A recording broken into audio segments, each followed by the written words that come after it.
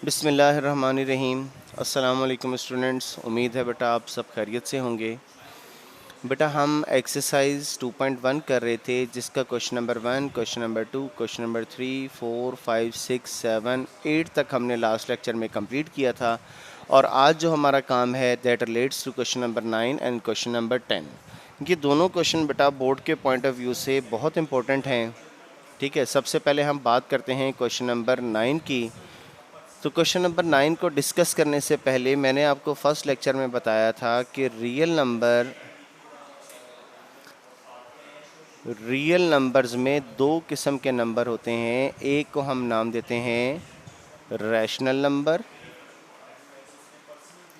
और दूसरे को हम नाम देते हैं बेटा इर्रेशनल नंबर्स।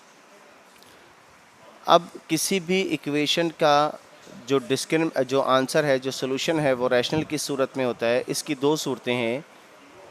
पहली बात, अगर डिस्क्रिमिनेंट ज़ीरो के इक्वल हो, और दूसरी बात डिस्क्रिमिनेंट पॉजिटिव हो, ग्रेटर देन ज़ीरो हो और परफेक्ट स्क्वायर हो।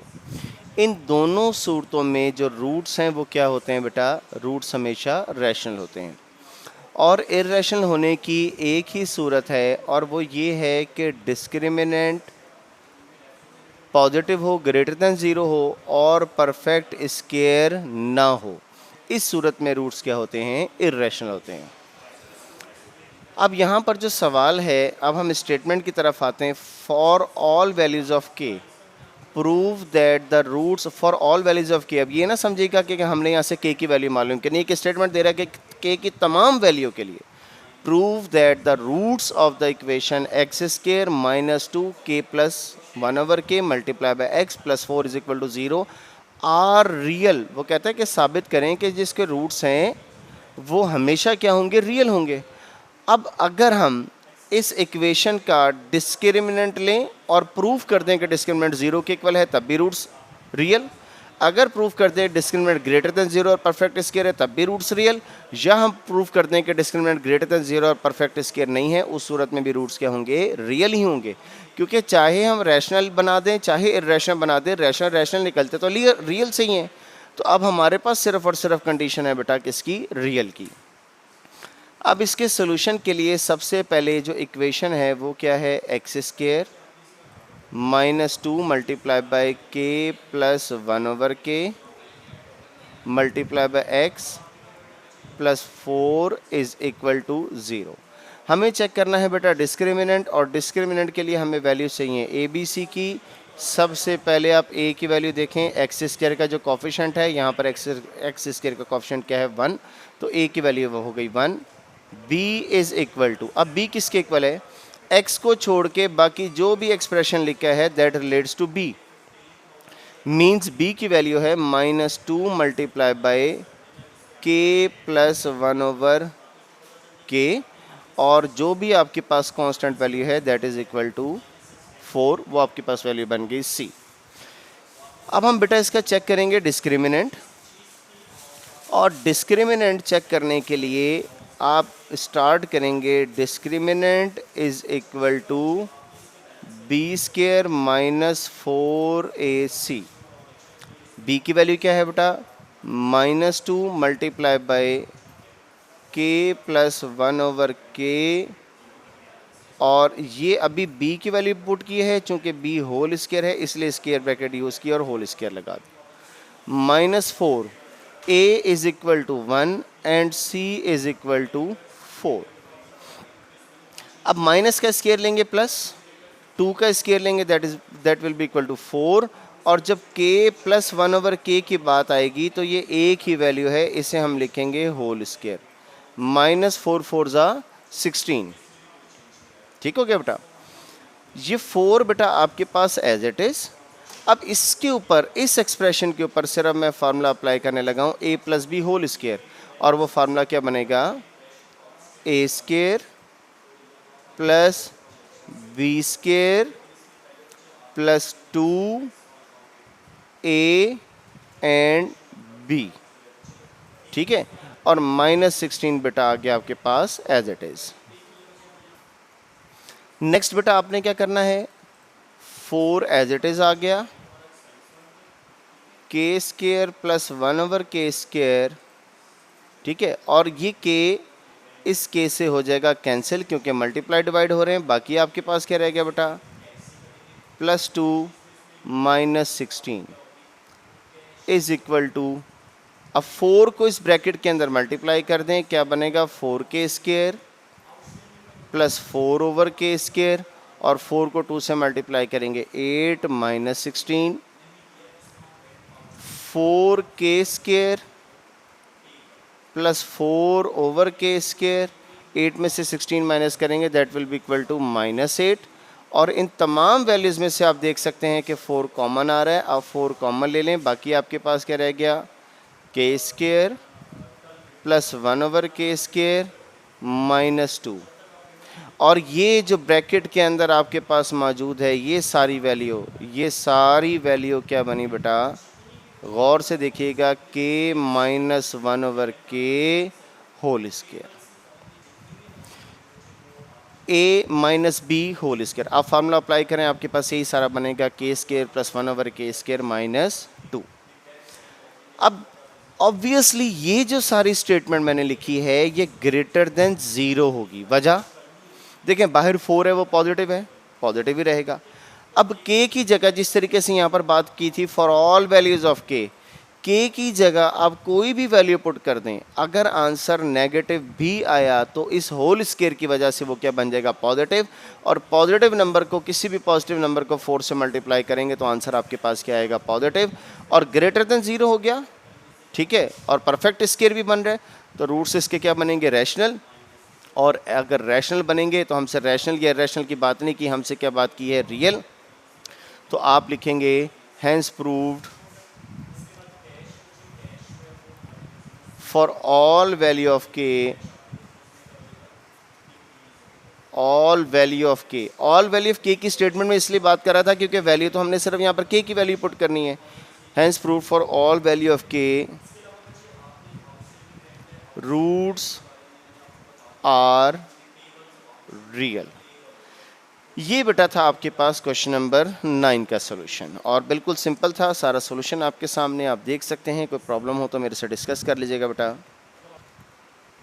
अब इस क्वेश्चन नंबर 9 के बाद बेटा हमारा क्वेश्चन है क्वेश्चन नंबर 10, और क्वेश्चन नंबर 9 जैसी स्टेटमेंट है, show that the roots of the equation are real. अब हमने ये प्रूव करना है कि इस इक्वेशन के जो रूट्स होंगे वो क्या होंगे बेटा, वो रियल होंगे। अब इस क्वेश्चन का सोल्यूशन देखते हैं बेटा। सबसे पहले इसमें हम बेटा वैल्यू मालूम करेंगे a की। a इज इक्वल टू, सबसे पहले हम इक्वेशन लिख लेते हैं। Equation is b - c whole x² plus c - a multiply by x plus a - b is equal to 0। अब यहाँ पर ऑलरेडी हमारे पास स्मॉल abc यूज़ हो रहे हैं, तो क्वाड्रेटिक फार्मूले लगाने के लिए अब हम क्या करेंगे बेटा, x² का जो कोफिशिएंट है इसे नाम दे देते हैं कैपिटल A का, capital B is equal to c - a, capital C is equal to a - b। ठीक है, अब हमें रूट्स रियल प्रूफ करने हैं, तो हम इसका चेक करेंगे बेटा। Discriminant is equal to b² - 4ac, b² c - a whole square -4, a is equal to b - c and capital C is equal to a - b। अब यहाँ पर हम फार्मूला अप्लाई करेंगे a - b होल स्क्वायर। इसका formula क्या होगा बेटा, a² plus b² -2ab। -4 as it is, इनको पहले मल्टीप्लाई कर लेते हैं। b को a से मल्टीप्लाई करेंगे that is equal to ab, b को b से मल्टीप्लाई करेंगे -b², c को a से मल्टीप्लाई करेंगे -ac, और c को b से मल्टीप्लाई करेंगे that will be equal to +bc is equal to c² plus a² -2ac -4ab plus 4b² plus 4ac और माइनस 4bc। इनको बेटा अब ना मैं थोड़ा सा अरेंज करने लगा हूँ। अरेंज किस तरतीब से करने लगा हूँ, पहले a² की वैल्यू आ गई, ये वैल्यू होगी बेटा, ठीक है। फिर b² की वैल्यू रख लेते हैं। b² की वैल्यू क्या है, प्लस 4b²। फिर c² आ गया प्लस c²। इसके बाद हम वैल्यू रख लेते हैं बेटा ab माइनस 4ab। ab के बाद हम वैल्यू रख लेते हैं bc माइनस 4bc और माइनस 4bc के बाद हमारे पास वैल्यू आ गई ac और ac के यहाँ पर दो वैल्यूज़ हैं, इनको आप ऐड करेंगे that will be equal two plus 2ac। ठीक है बेटा। और अब आप यहाँ पर देखें तो आपके पास a होल स्क्वायर बन सकता है, 4b का भी होल स्क्वायर बन सकता है जो कि 2b बनेगा और c का भी स्क्वायर बन सकता है। अब इसे मैं होल स्क्वायर की फॉर्म में लिखने लगा हूँ, ज़रा गौर से देखिएगा बेटा। इसे a² की जगह लिख दिया a, 4b² की जगह लिख दिया 2b और c² की जगह लिख दिया बेटा c। अब हमें इन दोनों के साथ लगाने हैं साइन। जब आप a और b को मल्टीप्लाई कर रहे हैं जैसा कि इस एक्सप्रेशन में है, तो आंसर आपके पास क्या आ रहा है, नेगेटिव। तो b के साथ आपने कौन सा साइन लगाना है बेटा, नेगेटिव। जब b और c को मल्टीप्लाई कर रहे हैं यानी कि सेकंड और थर्ड वैल्यू को मल्टीप्लाई कर रहे हैं तो आंसर क्या आ रहा है, नेगेटिव। आंसर नेगेटिव की सूरत में आएगा जब आप माइनस को प्लस से मल्टीप्लाई करेंगे, ठीक है। और थर्ड वैल्यू क्या है, a और c को मल्टीप्लाई कर रहे हैं तो क्या आंसर आ रहा है, पॉजिटिव। तो अब आप देखेंगे पॉजिटिव को पॉजिटिव से मल्टीप्लाई करेंगे यानी कि फर्स्ट वैल्यू को थर्ड वैल्यू से मल्टीप्लाई करेंगे तो ये क्या बनेगा, पॉजिटिव। और ये जो एक्सप्रेशन है ये आपके पास क्या बना बेटा, ग्रेटर देन 0, पॉजिटिव बना। तो आप इसके बाद एक लास्ट में एक लाइन लिख देंगे, सो रूट्स आर रियल। जैसा कि हमने पिछले क्वेश्चन में आपको बताया था कि डिस्क्रिमिनेंट हमने पॉजिटिव प्रूफ किया कि डिस्क्रिमिनेंट ग्रेटर देन 0 है और परफेक्ट स्क्वायर है, तो इस सूरत में रूट्स क्या होते हैं, रैशनल होते हैं। और अगर रैशनल हैं तो लाजमी तौर पर रियल भी होंगे, क्योंकि रियल से दो किस्म के नंबर निकलते हैं, एक को हम नाम देते हैं रैशनल और दूसरे को बेटा हम नाम देते हैं इर्रेशनल। और इस क्वेश्चन के साथ मेरा बेटा ये जो हमारी एक्सरसाइज 2.1 थी ये इसका लास्ट क्वेश्चन था, ये हो गया एंड। अब आपने ये करना है बेटा आज का दिन कि आपने इस सारी एक्सरसाइज को एक बार रिवाइज़ करना है और रिवाइज़ करने के साथ साथ मेरा बेटा मैं आपको जो काम बता रहा हूँ ये ज़रा गौर से देख लीजिएगा। सबसे पहले एग्जाम्पल नंबर 1 इस एक्सरसाइज से पहले इसके दो पार्ट्स हैं, find the discriminant of the following. इन दोनों पार्ट्स का डिस्क्रिमिनेंट मालूम करने, इससे आपकी एक्सरसाइज भी टोटल रिवाइज हो जाएगी। ये सारी वो थ्योरी है, सारा वो एक्सप्रेशन है जो मैंने आपको लिखवाया था कि कब पॉजिटिव होगा और परफेक्ट स्क्वायर होगा तो रूट्स क्या होंगे, ठीक है। ये सारी वो आ गई है, इसकी बहरहाल आपको ज़रूरत नहीं है, मैंने आपको राइट करवा दिया था सारा और आसान अल्फाज में करवा दिया था। एग्जाम्पल नंबर 1 के बाद बेटा आपने करना है example number 2, using discriminant find the nature of the roots of the following equation and verify the result by solving the equation. Same वैसे ही है जैसा हमारे पास क्वेश्चन नंबर 2 था। अच्छा, इस एग्जाम्पल नंबर 2 के बाद बेटा फिर आप लोगों ने करना है, एग्जाम्पल नंबर 2 के 4 पार्ट थे, वो चारों पार्ट करने हैं, ये इसका लास्ट पार्ट था डी। और फिर आपने करना है बेटा example number 3, find k if roots of the equation are real. ये एक्सरसाइज में भी हमने क्वेश्चन किया है। और उसके बाद ये 3-4 टोटल 4 और 4 और 2 6 और 7 क्वेश्चंस हैं बेटा आपके जो इसके एग्जाम्पल में है, वो मेरा बेटा आपने कंप्लीट करने हैं, ठीक है। आज आप अपने इस एक्सरसाइज को, इस सारे काम को अच्छी तरीके से बेटा कंप्लीट कर लीजिएगा। कल बेटा बशर्ते ज़िंदगी इंशाल्लाह ताला हम स्टार्ट करेंगे एक्सरसाइज 2.2। उससे पहले आपको कुछ थ्योरी करवानी है, कल का काम बहुत इंपॉर्टेंट है। उसके बाद बेटा आप स्टार्ट करेंगे इंशाल्लाह ताला एक्सरसाइज 2.2। कल तक के लिए बेटा अल्लाह हाफिज़।